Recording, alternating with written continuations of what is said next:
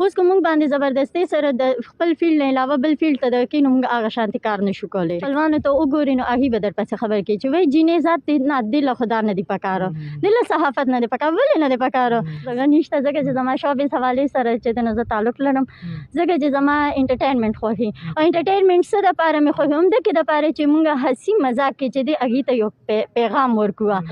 قلم په لاس کې راکه زه په تقدیر د راروان نسل لیکمه.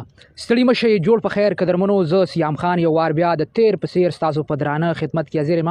په دغه خیله چې روغ جوړ به یې. ما سره همدا وخت د صحافت د څانګې فارغه شوي زده کړیاله ډېره محترمه فلوشه څوک چې د مختلف انسټیټیوشن سره د ادارو سره د خبریالې په حیث کار کوي. نن یې ژوند پښتو ژوند دی تر تاسو در عکس کوو. ستړي مه شئ، په خیر هلې. ډېره زیاته مننه چې تاسو موږ له دا موقع راکړه او تاسو دلته کې چې دی نو بیا زموږ ډېر زیات حوصله م راکړه چې ځکه موږ فارغه شوي سټوډنټس یو، خو بیا هم د ستاسو هسې چې دی نو اوسني جنریشنز چې دی سیام خان هسې چې دی نو وګورو یا داسې نور صدرایان شوه یا مانور شوه نو هغوی هم ډېر زیات قابل سټوډنټس دي او ورسره د جرنالیزم د لارې چې دی نو ډېر ښه فیلډ کې روان دي او دا زموږ دپاره ډېره زیاته د فخر خبره ده چې زموږ جنریشنز چې دی نو وګورو نو هغوی ښکلي ښکلي ویډیوز هم کوي. ستاسو د راتګ په تیره زه ډېر زیات خوشحالېږم چې په پښتنه منطقه دغسې پیغلې پیدا کېږي او د هغوی د پښتني منطقې غږ چوتئ. دا راته ووایي د کومو ادارو سره کار کوئ یا مو څه ستونزې په دغه لوی سفر کې مخ کړلې؟ جی بالکل موږ چې د ادارو ته راغلي اول خو موږ ته ډېر زیات پرابلمز کریټ شوي وو ځکه چې بوایز ته دونه چې دی نو پرابلمز نه وي خو ګرلز ته ډېر زیات وي او بیا چې ګرلز روزي د صحافت ته لارې نو بیا دلته کې چې کوم کلچر روان دی نو هغې یې دې ته نه پرېږدي خو بیا موږ دې سره سیکریفایس کړی دی او موږ وایو چې نه موږ به مخکې ځو نو ادارو سره موږ کار کوو که هغه لږه مي که ډېر یا خو موږ ورسره ښه صحیح طریقې سره کوو. نو که وګورو نو زه دې ټایم کې چې دی نو پښتونخوا سره م دې نه مخکې زه پیغام سره م امید سره م یم داسې نور چې دی نو زه پریس وغیره سره م خو لکه ډېر زیات ښه دغه دی اپرچونیټیز دي. په دې مو پوهوئ پلوشه چې په پښتنه ټولنه کې مور پلار کنوینس کول دا یوه لویه خبره ده او بیا په تیره صحافت ته راتلل په ټولنیز کار کول او د هغې تر څنګه که موږ وګورو په دغه بارودي چاپېرچل کې یا په 21مه پېړۍ کې ستت فکرونه شته چې جنکۍ یا داسې پرمختللي خلک فکرونه د پرمختګ نه رامنې کوي. څه ستونزې فیس کوئ تر اوسه؟ بالکل ډېر زیات هم کړي دي. اول دا دی چې مور او پلار چې دی هغوی د طرفه هېڅ پرابلم نه ځکه چې مور او پلار چې دی هغوی وي چې زما بچي دې کامیاب شي چې هغوی کوم فیلډ کې تلل غواړي کوم کې هغوی مخکې ځي نو هغه کول دي. اوس که موږ باندې زبردستۍ سره د خپل فیلډ نه علاوه بل فیلډ ته درکړي نو موږ هغه شانتي کار نشو کولی.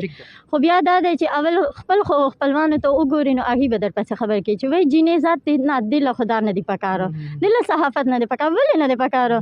صرف جینۍ ذات نه، جینۍ ذات بیا تاسو څه له غواړئ چې تاسو وایئ چې نه موږ له دې ښه ډېره زیاته ټیلنټډ وي دا یا نو بیا ولې د هغې په کیریر باندې د هغې په فیوچر باندې چې دی نو تاسو دغه کوئ. ټیک ده. په دې مې پوهوئ صحافت په نسبت د نورو شاخونو یا د څانګو معتبر دی که نه؟ کو وګورو هر یو شاخ چې دی هغه بیسټ دی، کو صحافت دی هغه لا بیسټ دی، کو ډاکټري د هغه لا بیسټ دی، کو ټیچر هو دا خبره ده چې زموږ زیاتر چې دی نو ټیچنګ ته ډېر زیات سپورټ ورکوي وي چې استازي چې ده هغه د فیمیلز لپاره ښه ځکه چې هغه پردې والي نو ولې پردې والي تاسو چې بیا کله ځای وګورئ ډاکټرز نو بیا وایي چې نه زموږ فیمیل دی وګوري نو بیا دکې ته تاسو سوچ نه کوئ چې آیا دا فیمیل چې تاسو غواړئ نو دا تاسو بیا خپل لور خور ولې نه پرېږدئ. نورو پیغلو ته مو پیغام څه دی؟ څوک چې صحافت وکړي موږ ډېرې وکتلې داسې بیا نشي راتللی یا داسې د نفسیاتي بیمارو سره مخ شي ستاسو د خولې پیغام ډېر معتبر دی. بالکل زما هم دغه پیغام دی چې هر چېرته ځئ تاسو کو هر فیلډ ته ځئ اول پهله خپل ځان ته وګورئ چاہے تاسو دا فیلډ کولی شئ تاسو دې سره ځئ نو بالکل تاسو کې خو بیا د هغې سره تاسو سوچ وکړئ دا نه ده چې تاسو مو سره دوکې وکړئ تاسو هر ځای ته ګورئ تاسو خپل ځان خپل ساتلی شئ نو دا زما د ټولو دپاره دا پیغام دی. ټیک ده. پلوشه دا راته ووایئ چې دغه څنګه چې مې وختي دغه یادګیرونه وکړه تاسو راغلئ صحافت کوئ په مختلفو ایشو باندې کار کوئ ډېرې فیمیل چې راشي صحافت ته نو هغوی کریټیکل انټرویوز نه کوي ستاسو بیټ څه دی مطلب؟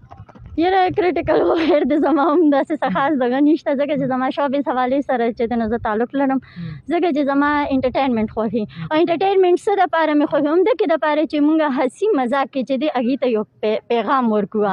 کریټیکل چې موږ ورکوو نو خامخا انسان ته دکه شوقېږي هغوی به بل پازیټیو مایند به اخلي او دکه سوچ به کوي چې وګورئ ملک حالات دکه روان دي وګورئ تاسو ته موږ وینه نو موږ چې انټرټینمنټ یادو نو همدکې د وجې یادو چې نه لکه انسان هغه فني طریقې سره یو خپل میسیج ورکوي نو هغه انسان ډېر زر چې دی نو کیچ کولی شي. تاسې بلا سیزونو اچیومنټ کړو راتلونکي 15 کاله پس په کوم ډګر ځان ګورئ؟